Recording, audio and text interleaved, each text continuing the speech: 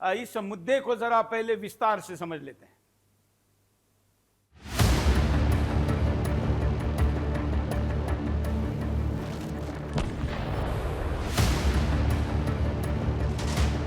पाकिस्तान के लिए पिछले कुछ दिन बुरे सपने जैसे रहे।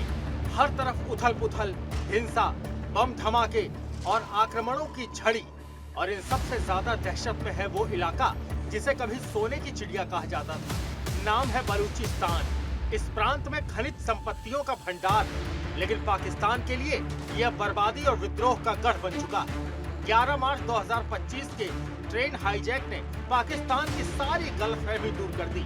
बलूच लिबरेशन आर्मी ने पाकिस्तान को ये याद दिलाया कि बलूचिस्तान किसी का गुलाम नहीं, बल्कि एक बहादुर और निडर प्रांत है जो अपनी आजादी के लिए किसी भी हद तक जा सकता है। जरा सोचिए, 400 लोग जिनमें ज्यादातर सुरक्षा कर्मी थे, पीएलए के हाथों बंधक बन गए। 36 घंटे तक चला यह ऑपरेशन पाकिस्तान को यह समझाने के लिए काफी था कि बलूचिस्तान एक कमजोर प्रांत नहीं, बल्कि ये एक बगावत का गढ़ बन चुका है। पाकिस्तान ने दावा किया कि ऑपरेशन में सभी आतंकी मारे गए और बंधकों को छुड़ा लिया गया। लेकिन सवाल यह है कि क्या पाकिस्तान इस तरह का संघर्ष झेलने के लिए तैयार है? जवाब खुद पाकिस्तान के लिए खतरे की घंटी जैसा है, क्योंकि पाकिस्तान में बम धमाके, आईडी ब्लास्ट और मुठभेड़ों का सिलसिला रुकने का नाम नहीं ले रहा। पाकिस्तान की आंतरिक सुरक्षा को खुली चुनौती है, लेकिन इन सब के बीच बलूचिस्तान की आग अब पाकिस्तान के आंतरिक संकट का हिस्सा बन चुकी है। पाकिस्तान समझ ही नहीं पा रहा कि बलूचिस्तान के आक्रोश को दबाया कैसे जाए। बलूचिस्तान की आजादी का ऐलान पाकिस्तान के लिए ऐतिहासिक बदलाव की शुरुआत है। बलूच लिबरेशन आर्मी के हमलों ने पाकिस्तान की आंतरिक स्थिति को कमजोर कर दिया है। हर हमला, हर धमाका, हर मुठभेड़ ये साबित कर रही है कि बलूचिस्तान के लोग अब खुद को आजाद करने का संकल्प ले चुके हैं और इस ऐलाने जंग से पाकिस्तान को कोई नहीं बचा सकता। पाकिस्तान अब खुद एक ऐसे मोड़ पर खड़ा है जहां संघर्ष कागजों पर नहीं, बलूचिस्तान की जमीन पर चल रहा है। हर कदम के साथ ये प्रांत पाकिस्तान के लिए विनाश का रास्ता बन चुका है। क्या पाकिस्तान इस बार खुद को बचा पाएगा या बलूचिस्तान अपना मुकद्दर तय करेगा? बलूचिस्तान का ऐलान जंग पाकिस्तान के लिए एक नई शुरुआत होगी। Bureau report, Sudarshan news. चलिए, हमारे साथ जो गेस्ट है उनका स्वागत करता हूं। हमारे साथ कराची के पूर्व मेयर रह चुके अब आरिफ आजाकिया जी हमारे साथ है। हमारे साथ दूसरे दो गेस्ट है, बलूचिस्तान के नेता हैं रज़ाक बलोच जी, आपका स्वागत है। और मेहरान मरी जी, आपका भी स्वागत है। जरा नाम ठीक कर लेना सर्वे सम्मानीय अतिथियों के। मैं आरिफ जी से शुरुआत करता हूं। आरिफ जी, पाकिस्तान के इस बलोच आंदोलन के साथ हम पिछले 20 वर्षों, जब से चैनल शुरू किया तब से है। आप भी जब यहां आए थे तब भी ये बात हुई थी। ये रिसेंट के हमले को लेकर आप क्या कहेंगे? Suresh ji, thank you very much. Suresh ji, Balochistan के इश्यू से मैं भी 25 साल से जुड़ा हुआ हूँ और ये हमारे दूसरे साथी जो बैठे हैं मेहरान मरी, इन्होंने मुझे बलोच इश्यू इंट्रोड्यूस कराया था 2000 में। हम साथ में यूनाइटेड नेशंस में थे और इसके बाद बलोच जैसे रज़ाक भाई हैं जो बैठे हैं, उनके साथ भी मेरा अटैचमेंट रहा और बलोच इशू से मैं करीब रहा हूँ। और ये जो इशू है ये आज का नहीं है, 77 साल से चल रहा है।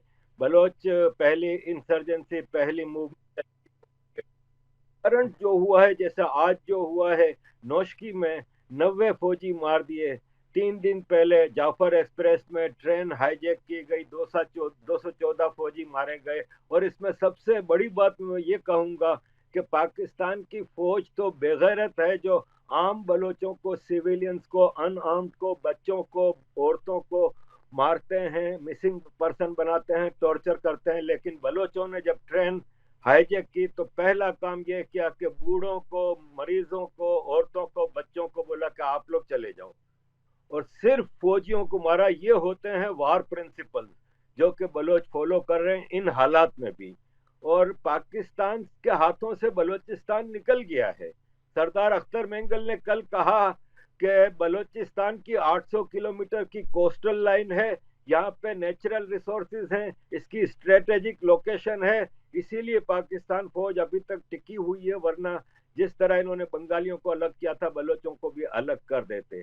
तो मसला सारा यही है कि पाकिस्तान को बलोचिस्तान की दौलत से प्यार है, बलोचिस्तान के रिसोर्सेज से प्यार है। अगर वहां के बलोचों से प्यार होता तो आज तक वहां पे कोई एक स्कूल तो बनाया होता, पानी तो दिया होता, कोई सहूलतें तो दी होती।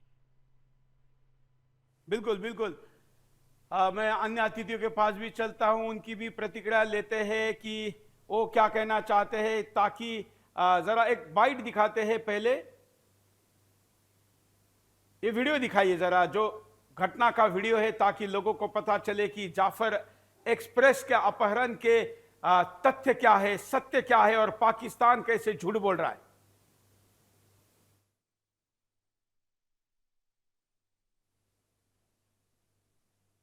ये विजुअल है आपके सामने, देखिए जो हमले का दावा किया जा रहा है, वास्तविकता यहां पर बलोच सेना ज्यादा प्रभावित दिख रही है और इस मुद्दे पर इनका पराजय होता हुआ दिख रहा है।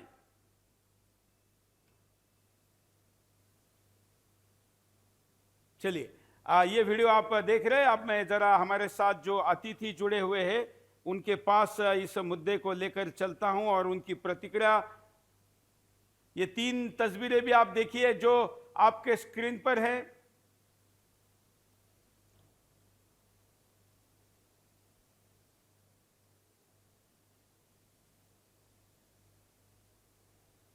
ना ना ना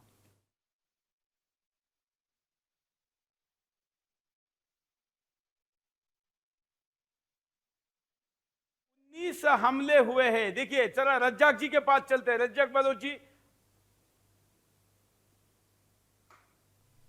बोलिए। थैंक यू राजीव जी, आपने जो है बलूच अमेरिकन कांग्रेस को दावत दी है अपना मौक़िफ़ रखने के लिए। सबसे पहले तो इस बात को समझना होगा कि बलूचिस्तान का जो कॉन्फ्लिक्ट है पाकिस्तान के साथ, उसको जब तक नहीं समझेंगे तो आपको ये जो आज जो हो रहा है उसको आप नहीं समझ पाएंगे। जिन्ना जो है, मोहम्मद अली जिन्ना, जो अंग्रेज़ का एजेंट था, उसने सबसे पहले तो बंटवारा किया हिंदुस्तान का, हिंदुस्तान से गद्दारी की। फिर उसके बाद उसने बलूचों के साथ गद्दारी की, बलूचिस्तान के साथ उन्होंने स्टैंड स्टिल एग्रीमेंट किया और हमारा इंटरनेशनल बॉर्डर क्रॉस करके पाकिस्तानी फ़ौजों ने हमारे कलात पे हमला किया। और कलात, इस बात का सबूत है कि कलात को तोपों के ज़रिए हमला किया गया। और उसके बाद जो है, उस ज़माने में तो जिन्होंने तो एक पड़ोसी मुल्क की हैसियत से बलूचिस्तान को तस्लीम किया था। उसके बाद जो है, आप जाके पाकिस्तानियों को इतना भी शर्म नहीं आता है, जाके अपना जो है वो नक्शा तो देखें। 1947 में तुम्हारा नक्शा क्या था, जिसमें कश्मीर नहीं था, जिसमें गिलगित बल्तिस्तान नहीं था, जिसमें बलूचिस्तान नहीं था। आप जाके अपना नक्शा देखें और जिन्ना की कारकर्दगी देखें। उसके बाद जिन्ना ने बलोचों को धोखा दिया और उसके बाद जो है ना फौजकशी हुई बलूचिस्तान पे, और उसके बाद जो है बलूचिस्तान पे कब्जा किया गया बज़ोरे ताकत। और उसके बाद जो है ना हमारे जो लीडरशिप के साथ हुआ, और ये 1948 से जो बलूचिस्तान को बर्बाद किया इस पाकिस्तानी पंजाबी आर्मी ने, समझे ना। अब बलोचों ने ये फैसला किया है कि इनको निकाल बाहर करना है। इसीलिए हमने यूनाइटेड नेशन में भी एप्लीकेशन डाली है कि आप इंटरवीन करें और इस काबिज फौज को हमारे सरजमीन से निकालें। ये रिट की बात करते हैं और हम जो है कानून और लॉ लेके आएंगे। भाई, आपके लिए तो नारे लगते हैं कि ये जो दहशतगर्दी है उसके पीछे वर्दी है, तो इस वर्दी वालों को तो हम निकालने के लिए कर रहे हैं, समझे ना। नवाब खैरबख्श मरी ने उस ज़माने में कहा था, उस ज़माने में समझ लिया था उन्होंने, इसलिए उन्होंने बलोचों को पैगाम दिया कि पाकिस्तान से आपको कुछ नहीं मिलने वाला है सिवाय बर्बादी के। और वो बर्बादी हमने अभी, ये तो इतना ज़्यादा टाइम नहीं है इसके अंदर, मैं तो घंटों बोल सकता हूँ कि उन्होंने जो मरी बलोचों के साथ किया, बुगटियों के साथ किया, मैगलों के साथ किया, फिर उसके बाद अभी जो पूरे बलूचिस्तान में इन्होंने जो आतंक मचाया हुआ है, ये तो आतंकी फौज है, ये कानूनी फौज नहीं है। इसलिए हम यूनाइटेड नेशन को कहते हैं कि ये भेड़ियों को बाहर निकालो हमारे सरजमीन से, और दूसरी बात यह है कि अभी जो है ना, सरदार अताउल्ला खान मैंगल ने कहा था कि ये बंदूक की जुबान समझते हैं और बंदूक की जुबान बोलते हैं। जब बलोच के पास बड़ा बंदूक आएगा तो फिर इनको जो है ना, ये रास्ता भी नहीं मिलेगा भागने का। इनके रास्ते तो यही है, जो ट्रेन हमने मारा है बलोचों ने, तो अब तो ये जा भी नहीं सकते हैं। उसके बाद ये रोड पे सफर करना शुरू करते हैं तो रोड पे भी जो है वो बलोच उनको बराबर करता है, क्योंकि इन्होंने हमारे लिए कोई रास्ता नहीं छोड़ा है ना। ये सारे मिले हुए हैं, सारे पंजाबी पॉलिटिकल पार्टियां। अब उसमें जरदारी को भी शर्म नहीं आती है, वो भी उनके साथ मिला हुआ है। और उसके बाद जो है आपका सुप्रीम कोर्ट, किस बात का सुप्रीम कोर्ट? कोई लॉ नहीं है, कुछ ऑर्डर नहीं। हमारी माएँ बहनें सड़कों पर हैं, वो फरियाद कर रहे हैं कि भाई हमारे लोगों के साथ आप क्या कर रहे हो। अरे बेघर तो तुमको बलूचिस्तान पाल रहा है, बलूचिस्तान तुमको पाल रहा है, गैस दे रहा है, सोना दे रहा है, समंदर दे रहा है, सब कुछ दे रहा है, और तुम हमको लाशें दे रहे हो। कुछ तो शर्म करो। अब बलूचों ने हथियार उठा लिया है, अब हमारे पास जो है और कोई रास्ता नहीं है सिवाय इसके कि ये जो काबिज फौज है इसको हम बलूचिस्तान से बाहर करें और इस रिसोर्सेज से हम अपने बलूचों की तरक्की करें, उनको तालीम दें।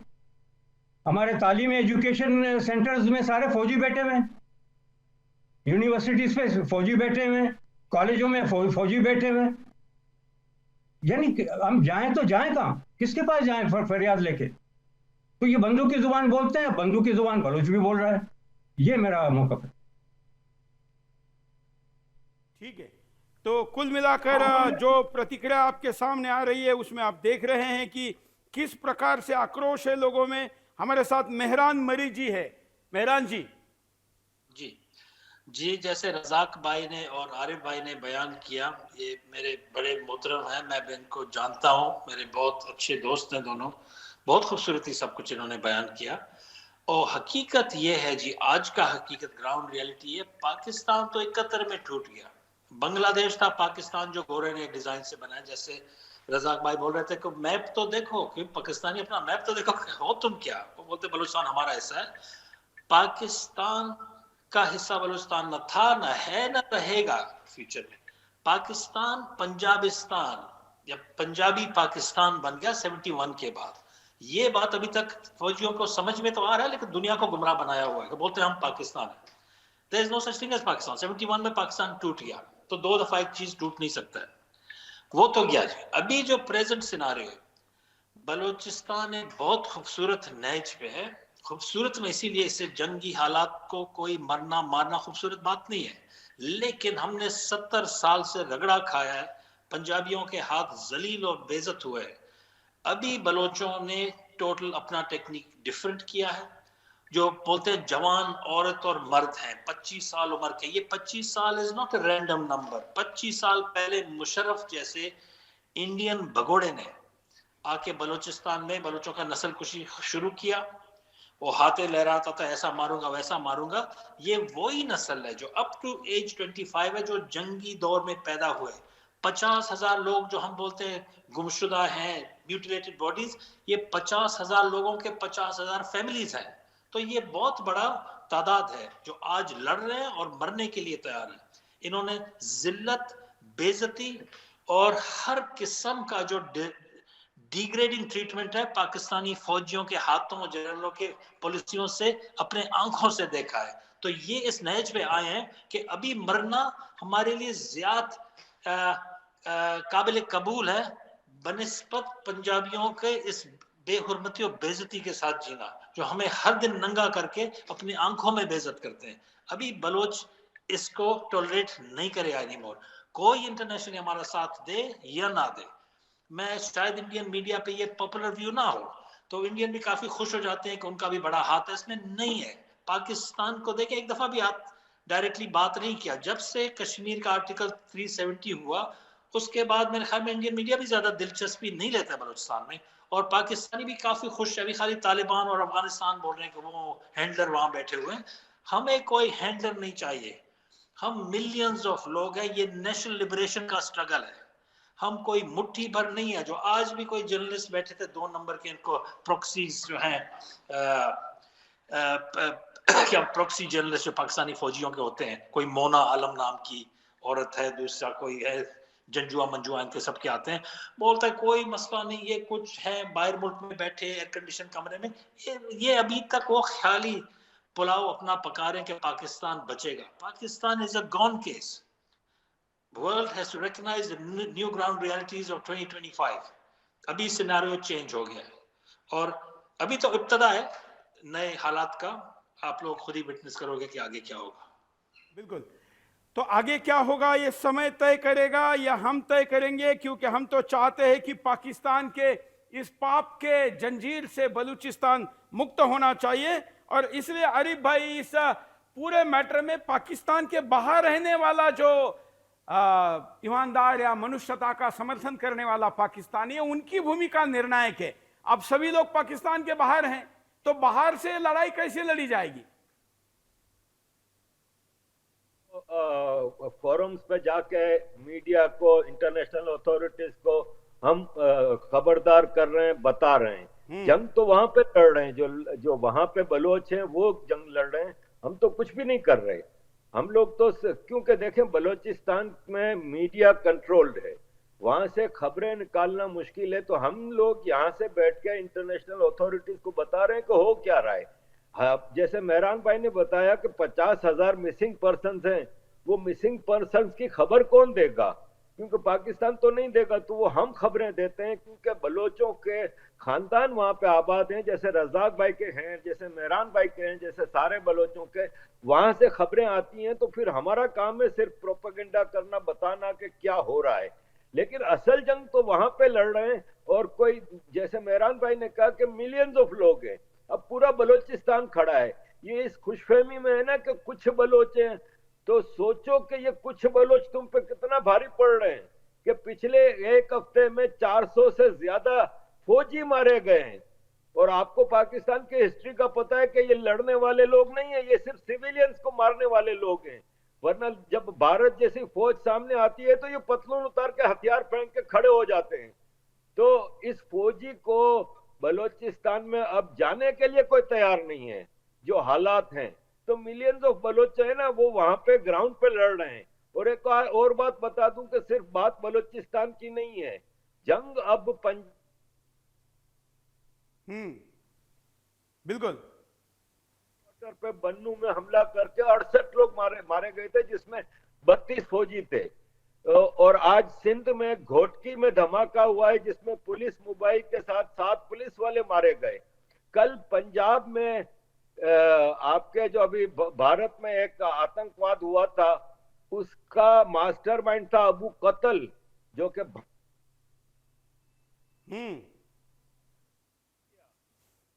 के बारे में खबर है कि क्रिटिकल कंडीशन में हॉस्पिटल में है।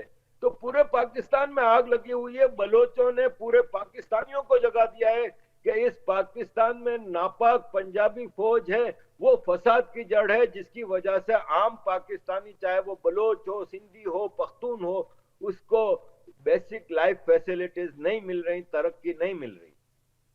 बिल्कुल। तो अब आगे क्या? मैं बलोच नेता जो हमारे साथ जुड़े हैं उनसे समझना चाहूंगा कि अब आगे क्या, आप लोगों का आगे क्या प्लान है, कैसे आप इसे को आगे लेकर जाएंगे? रज्जाक जी।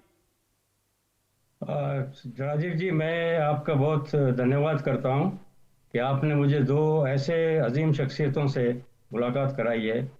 मेहरान भाई जो हैं वो नवाब खैरबख्श मरी के बेटे हैं, जिन्होंने पूरा ज़िंदगी इसी स्ट्रगल में गुजारा, जेलों में गुजारा। उनके ऊपर केसेस हुए, नवाब खैरबख्श मरी के ऊपर झूठे केसेस।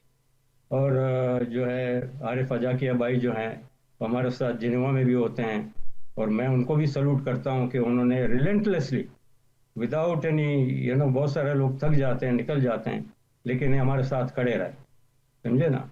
और देखे ना, हमारा जो बलोच अमेरिकन कांग्रेस जो अमेरिका में, हमने डोनाल्ड ट्रंप को भी लेटर लिखा, हमने यूनाइटेड नेशन के जनरल सेक्रेटरी को खत लिखा कि हम इसको रिजॉल्व करना चाहते हैं पीसफुली रिजॉल्व करने का मकसद ये है कि यूनाइटेड नेशन इसमें इंटरवीन करे।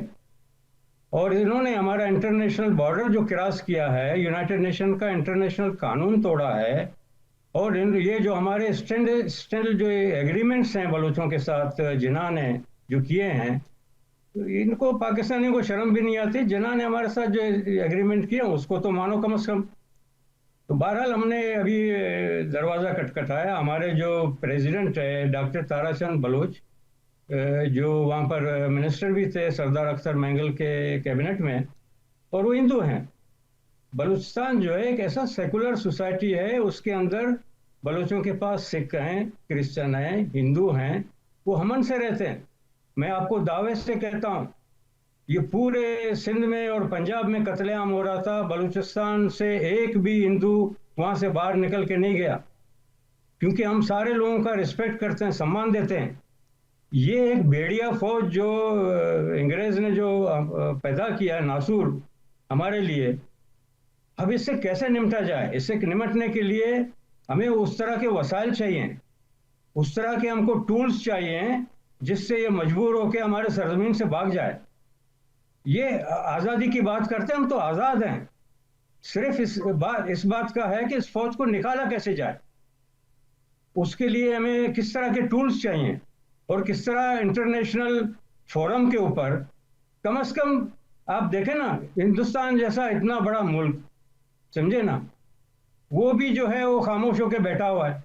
ये आपकी जिम्मेदारी है। आपके मुल्क का उन्होंने बंटवारा किया, आपके बंटवारे के वजह से हम ये गुलामों के गुलाम हो गए, नौकरों के गुलाम हो गए हम।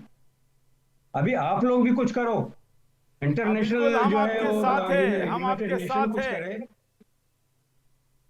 यूनाइटेड नेशन कुछ करे, यूरोपियन यूनियन कुछ करे। हम आपके साथ हैं और हम लोगों के बार बार इन विषयों को उठाने के बाद भारत के प्रधानमंत्री ने भी लाल किले से बलोच के पक्ष में बोला था। जी सर, हमने ये मुद्दा बार बार उठाया है और सत्ता में आने के बाद मोदी जी ने भी लाल किले से इस मुद्दे पर बोला है। चले बोला है भैया, हाँ, लेकिन इतना पर्याप्त नहीं है। मैं तो चाहता हूं कि जो गवर्नमेंट इन एग्जाइल है बलूचिस्तान की, उसका हेडक्वार्टर भारत में बनाया जाए। बोलने के बाद जो हमारे साथ ज्यादती हुई है ना, हाँ, वो ज्यादा हुई। तो हिंदुस्तान को नोटिस लेना चाहिए, बिल्कुल, कि बोलने के बाद जो ज्यादती हुई हमारे पास।